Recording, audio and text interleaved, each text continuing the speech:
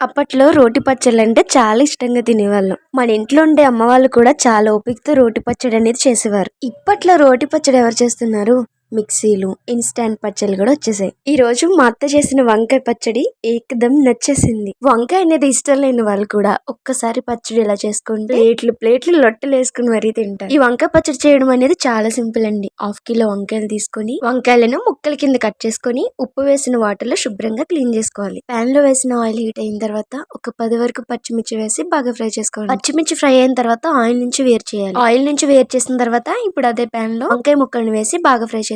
Medium size లో ఉన్న టమాటాలను ఒక 6 వరకు తీసుకోండి. వాటిని కూడా కట్ చేసి వంకాయ ముక్కలతో పాటు ఫ్రై చేసుకోవాలి. ఇవి కాస్త ఫ్రై అయిన తర్వాత కొద్దిగా చింతపండుని యాడ్ చేసుకోవాలి. అందులోనే కొద్దిగా ఉప్పు, కొద్దిగా ఆయిల్ కూడా యాడ్ చేసుకోవాలి. వంకాయ ముక్కలను ఆయిల్ లో బాగా ఉడికించుకున్న తర్వాత ముందుగా రోటిలో పచ్చిమిర్చి వేసుకుని బాగా కుమ్మాలి. పచ్చిమిర్చిని కచ్చాపిచ్చా దంచుకున్న తర్వాత ఇప్పుడు ముందుగా ఉడికించుకున్న వంకాయ ముక్కలను టమాటా ముక్కలను యాడ్ చేసి కచ్చాపిచ్చగా దంచాలి. ఇప్పుడు అందులోనే ఒక స్పూన్ జీలకర్ర, 4 వెల్లుల్లి రెమ్మలను కచ్చాపిచ్చగా దంచుకుని పచ్చట్లో యాడ్ చేసుకోవాలి. ఇంకా చివరిలో కొత్తిమీర వేసుకుని దంచుకున్న తర్వాత టేస్ట్ కి తగినట్టు ఉప్పు సరిగా ఉందో లేదో చూసుకోండి. ఇంకా వంకాయ పచ్చడి రెడీ అయిపోయినట్టే. ఒకసారి మీరు కూడా ట్రై చేసి కామెంట్ చేయండి.